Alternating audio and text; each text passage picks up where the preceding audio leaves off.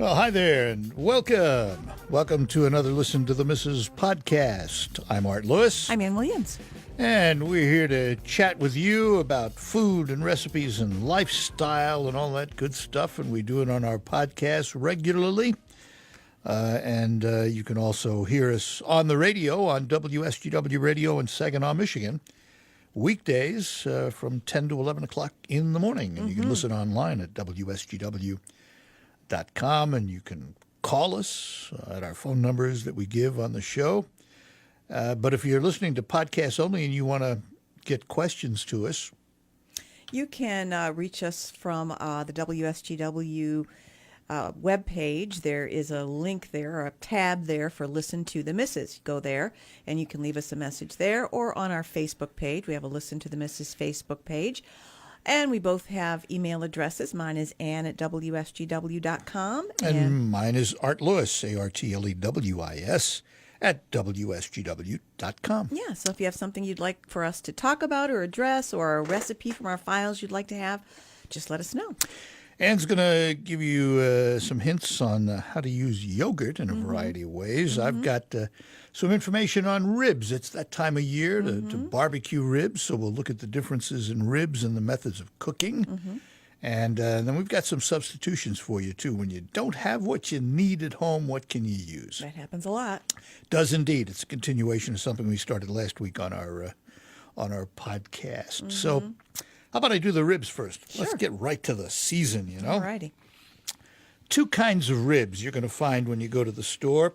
You're going to find what traditionally is called a spare rib, and you're going to find a baby back rib. And they're smaller. And they're smaller. Yeah. That's because they come from the top of the rib, from the spine to the rib, and then the rib part is down the belly of the animal.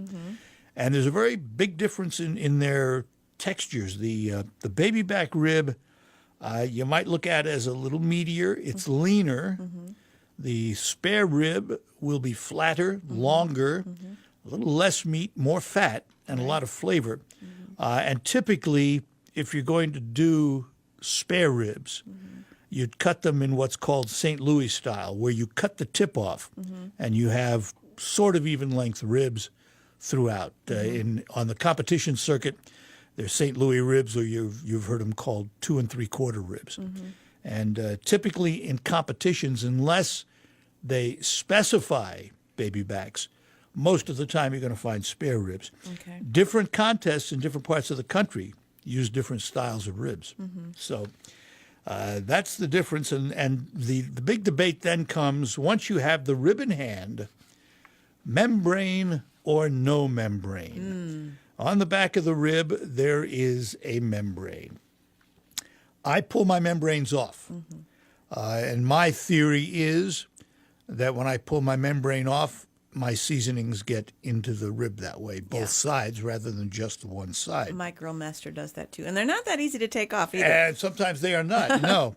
Others, though, there are some grill masters that will tell you they do not take the membrane off because they believe it makes the rib moister, because it doesn't allow for fat and moisture to drip out of the bottom. So it's up to you to remove it or not to remove it.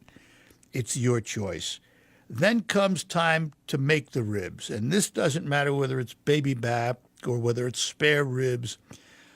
My cooking method and my preparation is the same.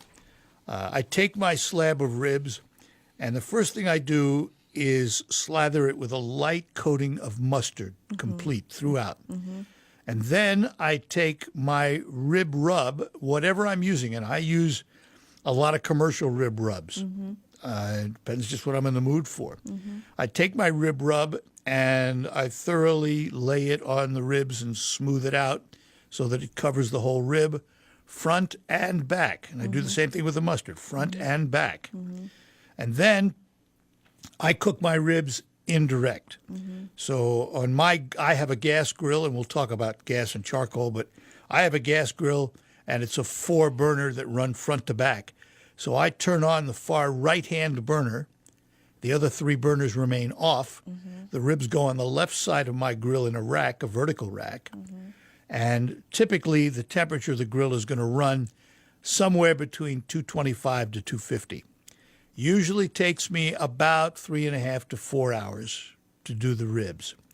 And what I then do is also I have a smoke box. I will put, usually the first hour or so, I will fill it up with my choice of chips. And usually I use a mixture of hickory and apple. And I'll soak them and then I'll put them in the smoke box. And on a grill, the smoke box empties pretty quick. So you got to, watch it and put some more in there as you cook. After the 3.5 or 4 hours, I then take my my slab of ribs, and we are not, in my house anyway, not sauce happy.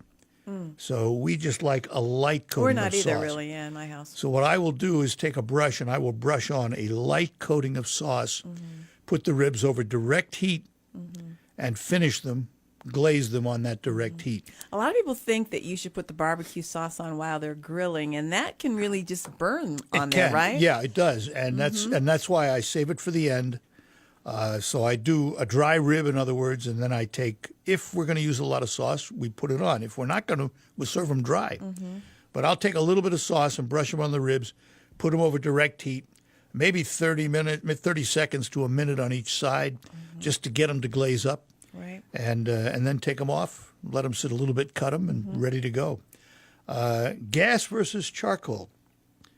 Your preference. Charcoal people will tell you there is nothing in the world that cooks like charcoal. Gas people will tell you there's nothing in the world. Wood people will tell you there's nothing in the world. Your choice. Whatever you have, whatever you feel comfortable with. The flavor is going to be different with the three, though, Flavor right? will be a little bit different. Well, yes and no. I mean, it depends. Have you used smoke? Have you used a rub? Because if you have, they're going to dominate. They're going to dominate. The smoke is going to be more prominent in the charcoal, right? In the charcoal grill? Not Would it? necessarily, Not because necessarily? on the gas grill, you're using a smoke box. Okay. And we haven't even touched on smokers yet. I do want to touch on them just for a minute, because you can do these in a smoker. And I would suggest to you, if you do your ribs in a smoker, depending on the type of smoker you have, whether you use whole wood or chips or the pellets, whatever, same thing, 225 degrees, 3.5 to 4 hours on your slab of ribs. And I would run the smoke for maybe the first hour or two. And then after 2 hours, if you really want moist ribs and if you like them fall off the bone like my wife does, wrap them in foil. And when you do that, you could add a little more seasoning to them. Then wrap them in foil and put them back in the smoker for the remaining couple of hours. You'll get nice, moist, juicy ribs that way. And that's really it. They're not complicated. They just take time. Just take time. Yeah. And preference again, do you want baby backs? Do you want St. Louis style ribs? Do they still have country style ribs in the store? They used to. Yeah, you I can remember find back- country style ribs, but that's They're just- entirely it's a whole different. different thing. It's a whole different thing. They're you know. meatier, right? Yeah, oh yeah, much Yeah. meatier.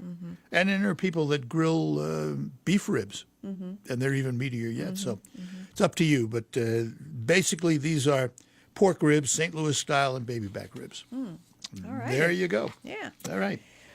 Well, I wanted to talk about, sometimes you have to get an ingredient for something you're making and you have a lot of it left over. Like yogurt is one of those things. You might have to use plain yogurt or Greek yogurt in a recipe and then you've got a whole bunch of it left, or maybe you just have it for whatever reason in your fridge and you're not sure what to do with it. And you can do a lot of things with a tub of plain yogurt or Greek yogurt. And one of those things, and we've been talking about grilling, you can use yogurt as a marinade or as a finishing. You can make a sauce out of it and finish put it on top of whatever you've just grilled. It can be used on vegetables and meats. The last time we did ribs at my house, for Memorial Day, actually, we tried something different than we had not done before. And it was a recipe that we ran across. And it had Middle Eastern spices that we used as in the rub for the ribs, right? Well, it also called for a dipping sauce that involved yogurt, which we used. And it was really tasty. It was a combination, actually, of yogurt and mayonnaise. And then it had some spices in it. and some lemon juice and vinegar, and it was really tasty with the ribs, quite unusual, and it was just a change of pace. So that's one thing. You can also So let me understand, because there's a new thing with mayo and ketchup now called mayo chup. yeah, you can make your own too. So this is mayo gurt. Yeah, mayogurt. You could call it that. But they say that the creaminess and the acidity of yogurt brings out the char and the smoke taste yeah. in meat. So that's in meat and vegetables. So that's one reason why it's good for like sauces and things. Also, it is a component of many sauces. And you can mix it with curry powder or another spice and put a dollop on things like, soups. Like a lentil soup would be good with yogurt with a little curry powder in it. Put a dollop on top of your lentil soup. Oh, that's my favorite word, dollop. Yeah, you could do that. The same thing with a vegetable that you've cooked. It's good for marinades, yogurt is, especially with chicken. It adds tang and moisture to your meats. Kebabs and things like that. You can look online and find recipes for marinades that involve yogurt, and I don't know, they say that it's really a good Wow. enhancement. You can stir it into other things too to add creaminess. It's generally a good substitute for sour cream. If you have, normally you might put sour cream on tacos or whatever. You can use plain yogurt instead. Yep. It's almost the exact same to me. Very similar flavors. And in terms of equality, it is, because on my list of substitutions, which we're going to go through, sour cream, 1 cup of sour cream is 1 cup of plain yogurt. Yeah. So it's really a good substitute. And really, it's, depending on what kind of yogurt you have, it might be a little bit healthier than sour cream. Because yogurt has lots of protein in it and things that sour cream doesn't have.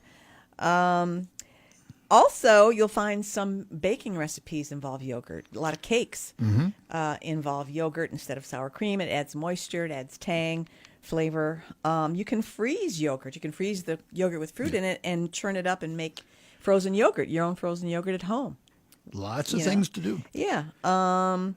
And smoothies. Don't forget about smoothies. Yeah, I was going to say there's another one there. Yeah, it's a good addition to smoothies. It makes it creamier, adds a little tang, adds protein. And it's healthy. Yeah, and it's healthy. All right. So there you go.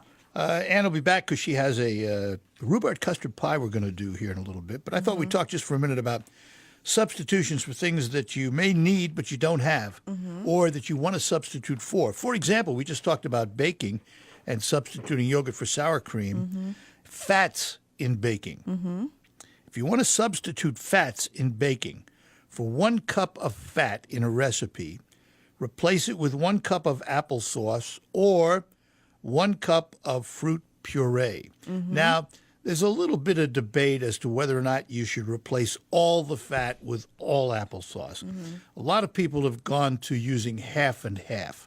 So if it calls for a cup of fat, use a half a cup of fat and a half a cup of applesauce. Okay. And you still get the moisture that way. Self-rising flour, you can make your own. 1 cup of it, use 7/8 cup of all-purpose flour, plus 1.5 teaspoons of baking powder, and 1/2 teaspoon of salt. Honey, if you need to use honey and you don't have a cup of honey, 1.5 cups of white sugar plus 1/3 cup of water, or you can use 1 cup of corn syrup. Hot pepper sauce. Oh, yeah. What if you don't have it? Well, if you need a teaspoon of hot pepper sauce, get yourself 3/4 teaspoon of cayenne pepper and 1 teaspoon of vinegar, Okay. and you will have hot pepper sauce. All righty. Ketchup. If you need a cup of ketchup and you don't have any, a cup of tomato sauce plus 1 teaspoon of vinegar and 1 tablespoon of sugar. That'll do it for you. Cool. And let's just look at maybe one other. Let us say you need molasses. 1 cup of molasses, you can mix 3/4 cup of brown sugar and 1 teaspoon of cream of tartar. And you'll have the equivalent of molasses. That happens so often when you're cooking or when you want to make something and you say, "Oh, but there's this one thing I don't have, and I don't want to run to the store." It's great if you Yep. can, improvise. And I Absolutely. have one more here. I mentioned this comes from our recipe files for a cream soup substitute. Oh, yes, If yes. you're making a recipe and it calls for cream soup, cream mushroom or whatever, and you don't have any on hand, you can make some up yourself. And here's how you make it. It calls for 3 cups of instant non-fat dry milk crystals, a teaspoon of dried basil, crushed, that's optional, 3/4 of a cup of cornstarch, a 1/4 cup of instant chicken bouillon, a teaspoon of dried thyme, crushed, and this is optional, a 1/2 teaspoon of pepper. So all you do is mix all that together and store it in an airtight container. This makes a quantity. And if desired, you can omit the spices, the basil and the thyme, and season to taste when you're actually using it. But it makes the equivalent of 9 cans of soup. So Wow. you have this, you just keep it in your if you don't like the cream soup, some of the processing Sure. that's in there, the extra sodium, Yep. this might be an alternative. And you just keep it in your cupboard, and so when you get ready to use it, you combine 1/3 of this mix with 1 1/4 cups of water in a saucepan. Cook it over medium heat, stirring occasionally till thickened, and there you have your cream soup. You don't have right. to open a can. All right, why don't we finish up with your rhubarb custard pie? This was very, very popular on our radio show. Yeah, and it's been popular lately because this is the season for rhubarb. Yep. Many people like to make things with it, especially dessert. So here you go. This is the rhubarb custard pie. 2 tablespoons of flour, 2 tablespoons of sugar, another cup of sugar, 1/3 of a cup of milk, 3 eggs, an unbaked pie crust, and enough rhubarb cut up to fill up the crust.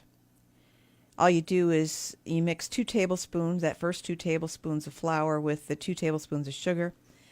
You sprinkle that over your crust, and then you put enough rhubarb in there to fill up the crust. Then blend your remaining ingredients, your sugar, eggs, and milk. Pour that over the rhubarb, and then you bake it at 425 for 20 minutes. Then you're going to lower the heat to 350 and bake it for another 50 minutes. And there you have rhubarb custard pie. Pretty easy. Yes, it was, indeed. And that's going to do it for this podcast. For Listen to the Missus, I'm Art Lewis. I'm Ann Williams. Thanks for being with us. Listen again. We'll be back with you soon with another podcast.